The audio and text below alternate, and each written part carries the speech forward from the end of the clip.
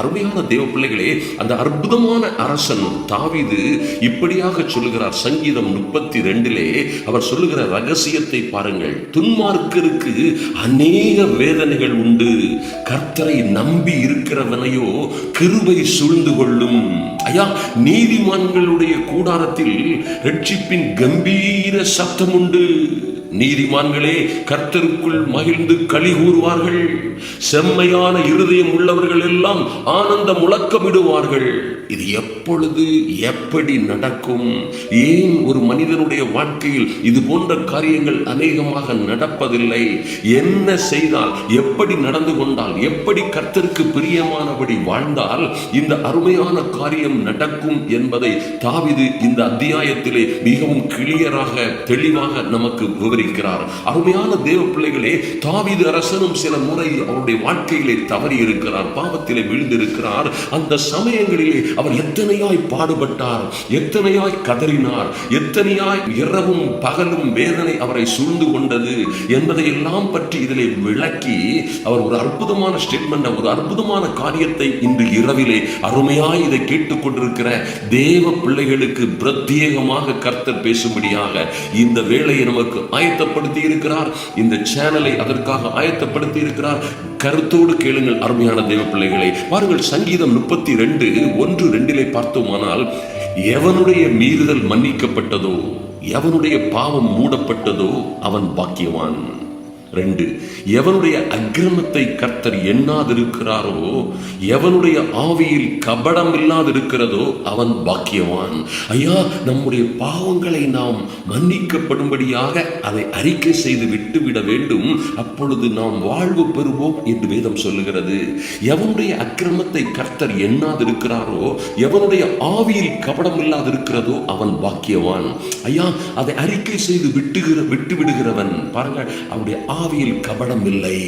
ஐயா, அவன் அக்கிரமத்தை இனி கர்த்தர் நினைப்பதில்லை. ஏனென்றால் அவன் அவற்றை விட்டுவிட்டான், மனம் திரும்பிவிட்டான்.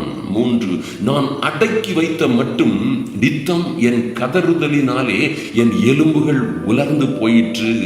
இரவும் பகலும் என் மேல் உம்முடைய கை, என் தேவனுடைய கை பாரமாய் இருந்ததினால், ஐயோ நான் பாவம் செய்தவனாக வாழ்ந்து, ஐயோ கீழ்ப்படியாதவனாக வாழ்ந்து, பாவத்தோடே இருந்ததினால், அறிக்கை செய்து விட்டுவிடாமல் இருந்ததினால், அந்த காலங்களில் என் சாரம் உஷ்ணகால வறட்சியை போல் வறண்டு போயிற்று. நான் அதை செய்யாமல் நான் அடக்கி வைத்த மட்டும் நித்தம் என் கதறுதலினாலே என் எலும்புகள் உலர்ந்து போயிற்று என்கிறார். 5, நான் என் அக்கிரமத்தை மறைக்காமல் என் பாவத்தை உமக்கு அறிவித்தேன். கர்த்தாவே, நான் என் அக்கிரமத்தை மறைக்காமல் என் பாவத்தை உமக்கு அறிவித்தேன். என் மீறுதல்களை கர்த்தருக்கு அறிக்கையிடுவேன் என்றேன். அப்பொழுது தேவரீர் என் பாவத்தின் தோஷத்தை மன்னித்தீர். தேவரீர், நான் அறிக்கையிட்ட பொழுது, என் பாவத்தை அறிக்கையிட்ட பொழுது, தேவரீர் என் பாவத்தின் தோஷத்தை மன்னித்தீர். நாம் நம்முடைய பாவத்தை அறிக்கையிடும் பொழுது கர்த்தர் அதை மன்னித்து அதன் தோஷத்தை, அதனால் வருகிற சாபத்தை எல்லாம் நம்மளை விட்டு நீக்கி போடுகிறார். அது வரைக்கும் அவருடைய கையே நமக்கு பாரமாய் இருக்கிறது. ஐயா, அடக்கி வைத்த மட்டும் நித்தம் என் கதறுதலினாலே என் எலும்புகள் உலர்ந்து போயிற்று என்கிறார் தாவீது. பாருங்கள், இதற்காக 6, இதற்காக சகாயம் கிடைக்கும் காலத்தில் பக்தி உள்ளவன் எவனும் உம்மை நோக்கி விண்ணப்பம் செய்வான். அப்பொழுது மிகுந்த ஜலப்பிரளயம் வந்தாலும் அது அவனை அணுகாது. அருமையான தேவ பிள்ளைகளே, இது போன்ற சூழ்நிலையில் இதற்காக சகாயம் கிடைக்கும் காலத்தில், ஐயா, கர்த்தரை நோக்கி விண்ணப்பம் பண்ணுகிற, கர்த்தரை நோக்கி பார்க்கிற, ஐயா, அதற்கு கிருபை இருக்கும், அவகாசம் இருக்கும் காலத்தில் பக்தி உள்ளவன் எவனும், அருமையான தேவ பிள்ளைகளே, அவர்களை பக்தி உள்ள எவனும் என்ன செய்வானாம்? உம்மை நோக்கி, கர்த்தரை நோக்கி விண்ணப்பம் செய்வான். அப்பொழுது மிகுந்த ஜலப்பிரளயம் வந்தாலும் அது அவனை அணுகாது. தேவ பிள்ளைகளே, அப்பொழுது எத்தனை பெரிய ஜலப்பிரளயம், எத்தனை பெரிய உபத்திரவங்கள், வேதனைகள், நெருக்கடிகள், பிரச்சனைகள், எத்தனை பெரிய ஆபத்துகள், குடும்ப பிரச்சனைகள், ஐயா, கடனெல்லாம் சூழ்ந்து, கடன் பண பிரச்சனைகள் எல்லாம் எங்களை விழுங்கி விடுவது போல் வந்தாலும் சரி, எத்தனை நீங்கள் அக்கினியினுடைய நடப்பது போல, ஐயா நீங்கள் ஆறுகளை கடக்க போவது போல கடந்து வந்தாலும் சரி, அப்பொழுது மிகுந்த ஜலப்பிரளயம் வந்தாலும் அது உங்களை அணுகாது. ஐயா இவைகளெல்லாம் மிகுந்த ஜலப்பிரளயம் போல, ஒருவேளை சுனாமி போல வந்தாலும் அது உங்களை அணுகாது. 7, நீர் எனக்கு மறைவிடமாயிருக்கிறீர், என்னை நீர் இக்கட்டுக்கு விலக்கி காத்து இரட்சண்ய பாடல்கள் என்னை சூழ்ந்து கொள்ளும்படி செய்வீர். பாருங்கள், நீர் எனக்கு மறைவிடமா, கர்த்தர் உங்களுக்கு மறைவிடமா இருப்பார். அருமையான தேவ பிள்ளைகளே, இந்த ஸ்டாண்டர்ட்ல, இந்த பொசிஷன்ல நீங்கள் பாவங்களை மன்னிக்கும்படியாக கேட்டு மனம் திரும்பி வருகிற ஒரு நல்ல வாழ்க்கையிலே பாருங்கள், கர்த்தர் உங்களுக்கு மறைவிடமாய் இருப்பார். ஐயா அவர் உங்களை இக்கட்டுக்கு விலக்கி காத்து இரட்சண்ய பாடல்கள் உங்களை சூழ்ந்து கொள்ளும்படி செய்வார். ஐயா நீங்கள் இரட்சண்ய பாடல்களால், நீதியின் கம்பீர சத்தத்தினால் நீங்கள் அலங்கரிக்கப்படுவீர்கள். நீங்கள் அப்படியாய் பாடிக்கொண்டு குதூகலத்தோடு இருப்பீர்கள். பாருங்கள், வேதத்திலே சொல்லப்பட்டிருக்கிற நீதிமான்களின் கூடாரத்திலே இரட்சிப்பின் கம்பீர சத்தம் உண்டு. சந்தோஷமாய் இருப்பீர்கள், வாழ்ந்து சிறந்திருப்பீர்கள். உங்களுக்கு முன்பாக எந்த பிரச்சனையும், எந்த துன்பமும், எந்த விதமான உபத்திரமும் உங்களுக்கு எதிர்கொள்ள முடியாது, உங்களுக்கு எதிர் நிற்க முடியாது. ஏன்னா கர்த்தரே உங்களுக்கு மறைவிடமாய் இருப்பார். அருமையான தேவ பிள்ளைகளை, 8ஆம் வசனம், நான் உனக்கு போதித்து, கர்த்தர் பாருங்க தாவீதோடு சொல்வது போல இன்று உங்களோடும் சொல்லுகிறார், நான் உனக்கு போதித்து நீ நடக்க வேண்டிய வழியை உனக்கு காட்டுவேன்.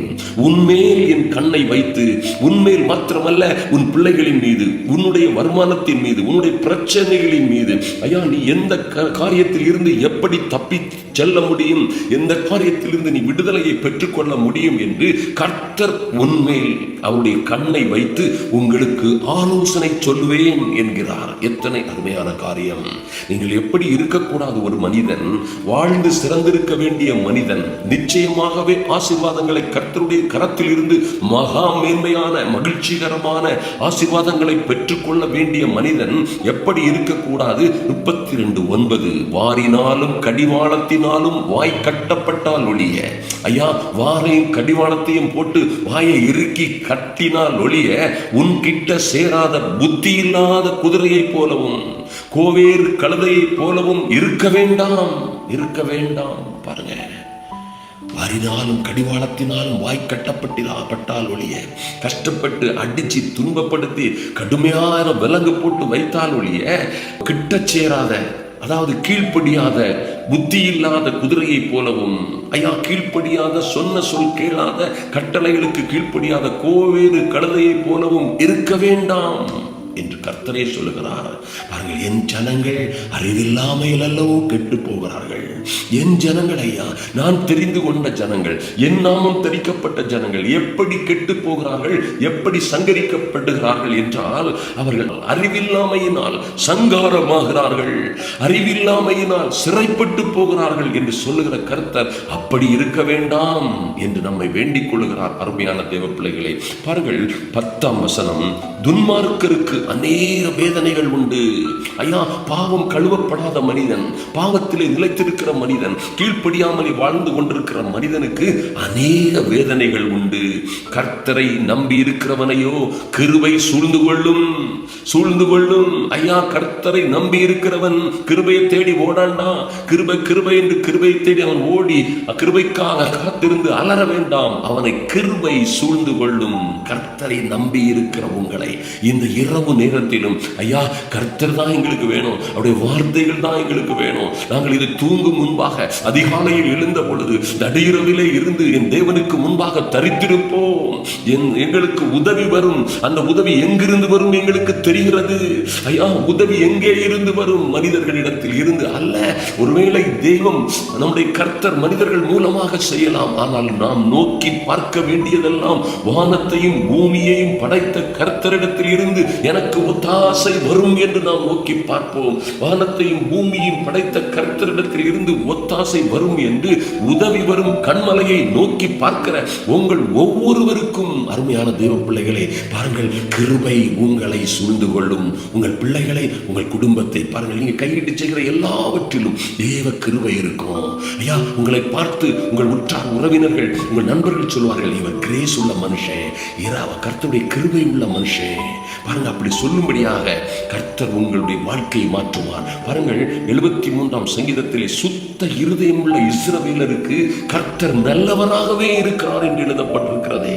சுத்த இருதயத்தோடு இருக்கிற, இதை கேட்டுக்கொண்டிருக்கிற ஒவ்வொரு சகோதர சகோதரிகளுக்கும் இந்த கர்த்தர் நல்லவராகவே இருக்கிறார். சகோதரியே, சகோதரனே, எத்தனை பாடுகளில் இருந்தால் என்ன, இப்பொழுது எத்தனை உபத்திரவத்தில் இருந்தால் என்ன, எத்தனை கொடூரமான சிக்கல்களில் நீ அகப்பட்டு கொண்டு இருந்தால் என்ன, ஒருவேளை ஜல பிரளயம் வந்து உங்களை மூடிக்கொள்ளுகிற சூழ்நிலையில் இருந்தாலும் சரி, ஒருவேளை கடன் பண பிரச்சனைகள் உங்களை ஜல பிரளயம் போல மூடிக்கொள்ளுகிற சூழ்நிலை இருக்கலாம்.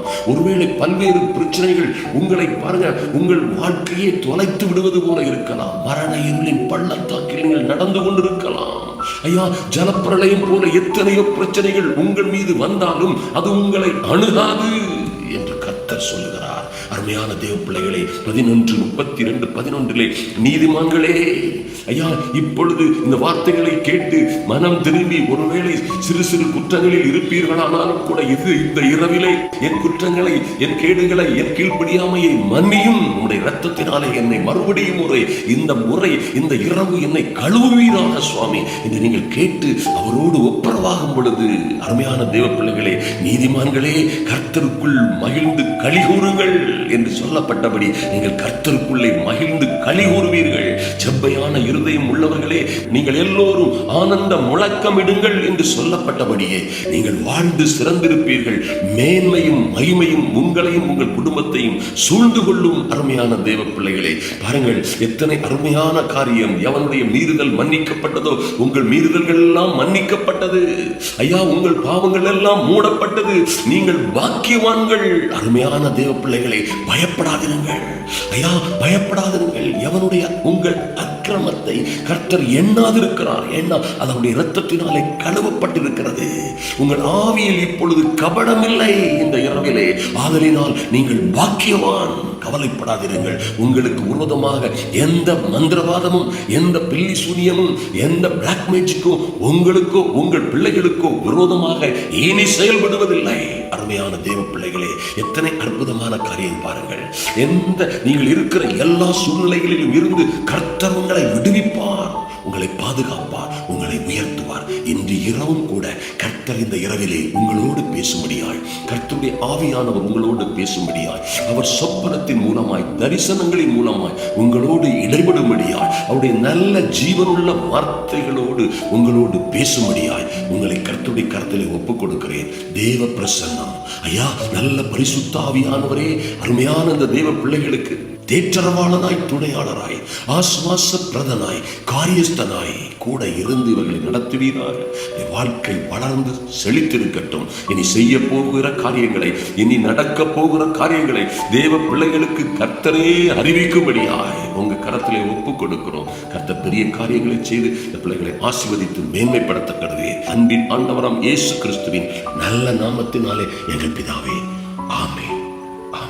கிறிஸ்துவுக்குள் மிகவும் பிரியமானவர்களே, இந்த ஊழியத்தை குறித்து நீங்கள் மேலும் அறிந்து கொள்ள, இந்த ஊழியத்தின் சாட்சிகள், கடந்து வந்த பாதைகள், ஈவன் கென்யா, உகாண்டா, ருவாண்டா போன்ற ஆப்பிரிக்க தேசங்களில் நடைபெற்ற கூட்டங்கள், ஒரிசா, சத்தீஸ்கர், மகாராஷ்டிராவில் நடந்த அநேக காரியங்கள், சாட்சிகள், அவற்றின் அத்தனை வீடியோக்களும் நீங்கள் காண முடியும்.